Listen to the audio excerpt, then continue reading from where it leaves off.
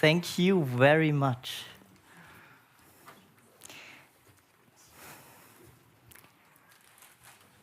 Hello, herzlich willkommen, bienvenido, and thank you for showing up today, truly. Showing up is one of the most courageous things we can do nowadays. You could be anywhere in the world, with anyone, doing anything.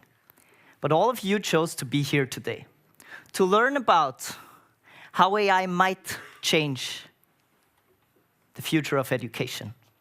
In a place where we have the chance to shape the future of education, where we have the chance to challenge the future of education, where we have the possibility to define the future of education.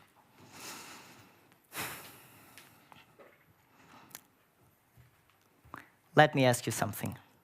Who of you has ever sat in front of a blank screen, 3 a.m. in the morning, your palms sweaty, armpits wet, anxiety creeping up your back, the deadline approaching in the morning, and this little cursor blinking at you like it's mocking you?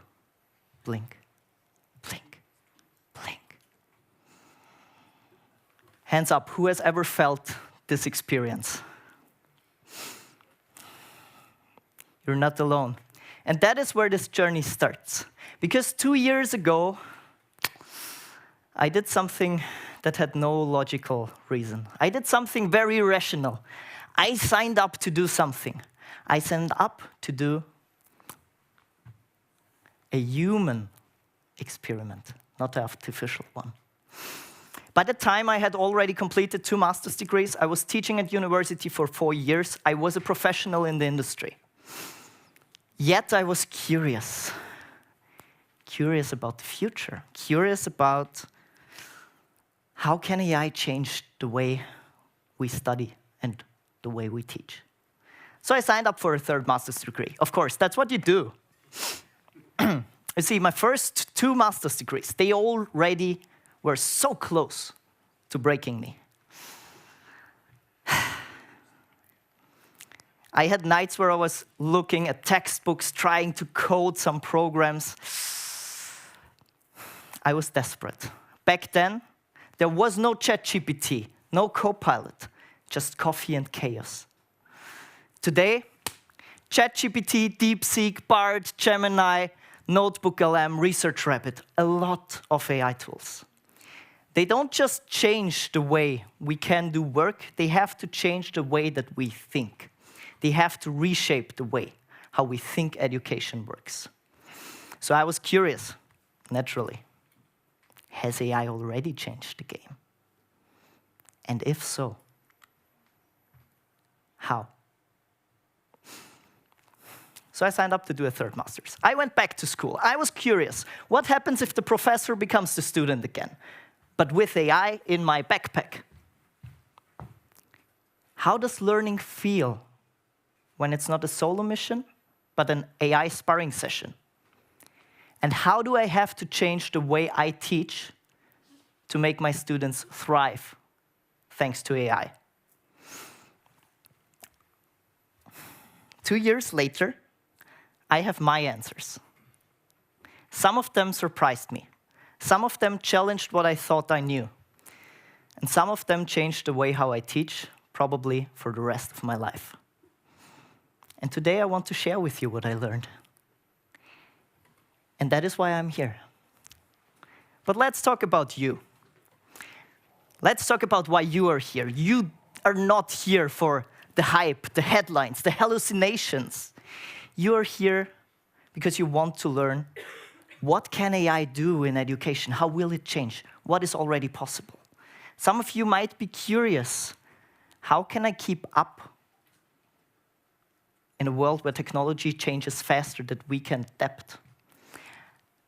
Maybe some of you already tried tools like ChatGPT and all the thousands of other tools, and you are not quite sure, am I doing it correct? Maybe you're just here because you were curious, why did that guy send an email to over 1,000 people? I did it because I'm very, very, very into this. Today I want to share with you what I learned the last 2 years. I want to give you not the theory, I want to give you the tips, the tools, the tricks. Everything I did every single day the last 2 years. So we in education, we swore to protect a few things. Depth, integrity, curiosity, human growth. So let's dive into it. Let's dive into how it works. And if I can give you something on the way, AI is not taking away the learning process. AI is reshaping how we can define learning. So are you ready to dive into how it already works, what we can do, and so on and so forth? I see a few nods. I see a few curious faces. That's fine. How is AI already influencing the future of education? Just this Tuesday, a colleague approached me in a workshop. He told me, Michael, how can I keep assigning presentations or basic research tasks if students just use ChatGPT? I spent more time correcting the mistakes that AI did than it would have taken me to teach the things in so-called Frontalunterricht. And then he said something that hit me hard. AI did not just ruin the assignment, it ruined the learning process. And that is true, because as a student, I'll be honest, I used AI in that way. Everybody does. And I want to ask you a question. Have you ever felt that? Have you ever felt the feeling that we cannot cope and keep up with the speed of how tools evolve and how students use tools? Me too. And I've had all those questions too. So here's the truth. AI is not coming for education. AI is already here. And we are the ones who have to adapt, as students, as professors, as people.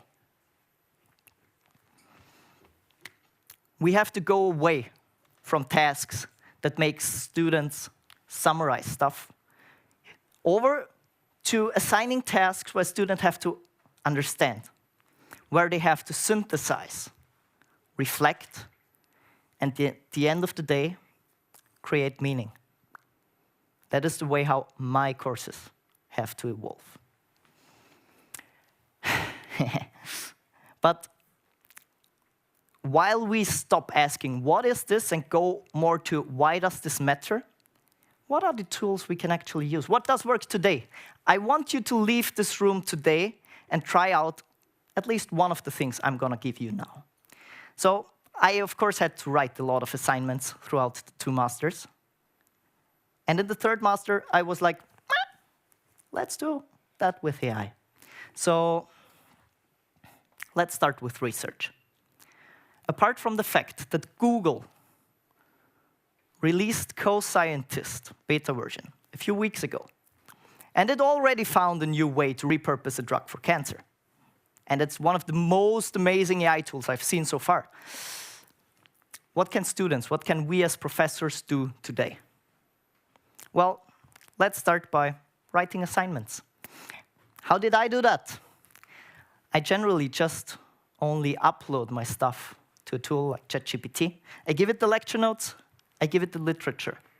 I give it a role, a purpose. What are you? What should you do? Where do I need help? And I don't write. That is the point where I put on my shoes, I turn on my headphones, I take a walk in the park. Heck, I enjoy the sunlight. And I start to voice chat. And I ask, what are the key points throughout all the literature? Where do the authors agree? Where do they disagree? And then I throw in my own opinion. Here's what I think. Here's how I would connect the dots. Here's where I agree and disagree. And then I argument and I start writing the paper with AI. At the end of the day, with this voice chat, I do most my tasks. And I mean most of my tasks. That was me yesterday at 3 a.m. in the morning, crafting this talk. Thank you for being here. I actually use this voice chat each and every day because it is amazing. But what does that mean for learning? What does that mean for us as students? Well, have you ever tried NotebookLM? Have you ever gone there, uploaded your research papers that you had to read, and let it summarize them? Yes? No? Yes? I see a few nods. Who knows about the audio overview? Not too many people. We'll get back to that. Who has tried this little thing in the sidebar called study notes? That gives you something like that. What is that? Key points, exam questions, essay format questions, answers, a glossary, key terms. That is the dream of every educator if you look at the didactics of how we want students to work. That is what we can do in the snap of a second. And that is what we should do, because at the end of the day, it's about learning. And now, who listens to podcasts, coming back to the audio overview? Have you ever turned 20 research papers in an audio podcast of 2 experts? 1 hand up, 2 hands up.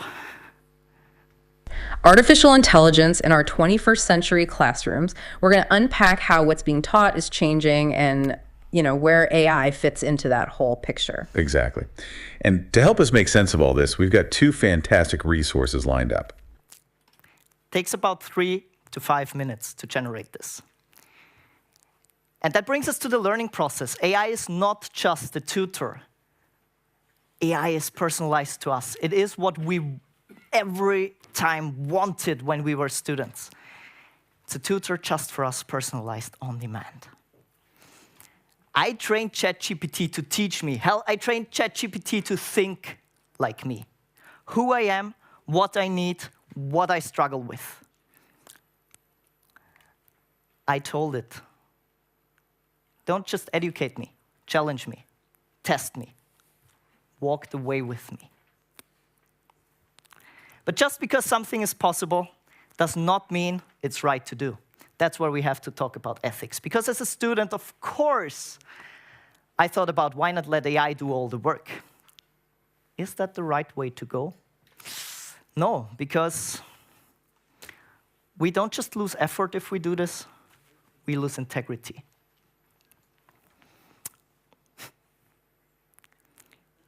Do you know how much water a 100-word email with GPT-4 uses?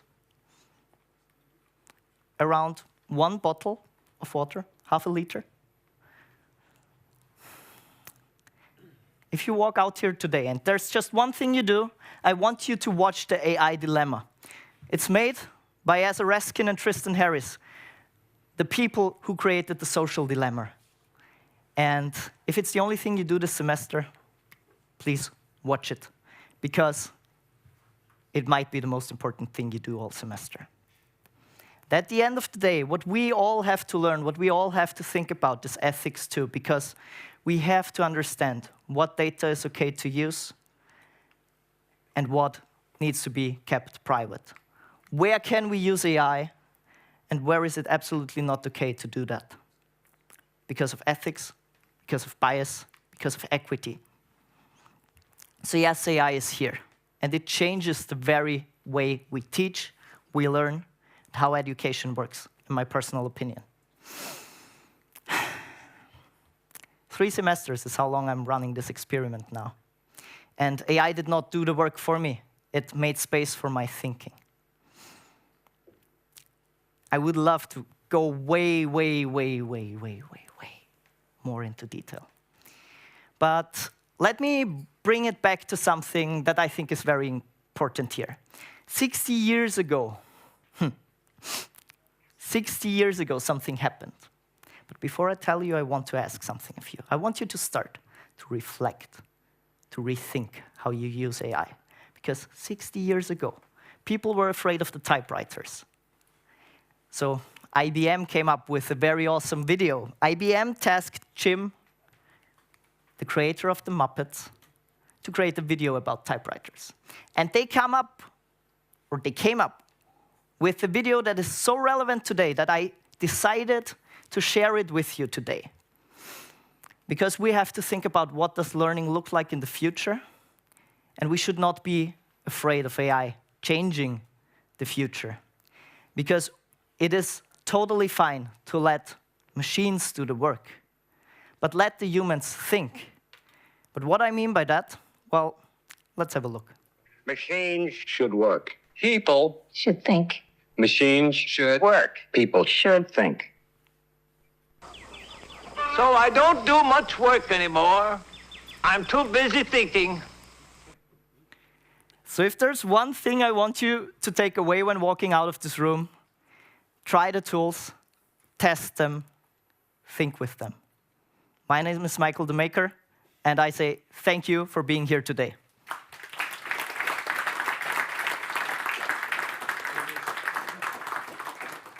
Yes, thank you very much for this very eye-opening talk. Are there any questions?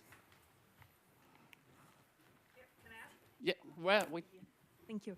Yeah, thank you for your lecture. It's been very insightful. And I would like to pick up on a point where you mentioned AI hindering the learning process. And I think it's a very important point. And yeah, I was wondering, as a teacher, how do you make distinction between students' performance and actually students' learning process? Thank you. Thank you for asking the question. That is a very, very important topic. How do we distinguish between the learning process and the actual performance? That is super hard to do. For my lectures, I try to do two things. A, I try to assess students' understanding of topics. So what do they actually understand, not just what can they repeat from what I taught. And apart from that, I show them, and I try to show them, how to use AI to learn. Jonas here is a good example because he's one of the prime students who just uses AI, not to do assignments for him, but to learn with AI. And that would be the kind of vague answer I can give, because it's hard if you don't know students too well to distinguish between performance and their actual learning process. But at the end of the day, if I can give them one thing that they will take with them on the rest of their journey, and that will accompany them throughout the rest of their career, for me, that is learning process enough. Thank you for the question. Any other questions?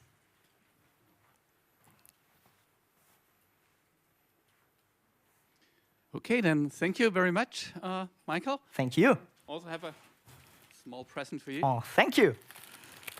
All right, then, yeah, just short applause again.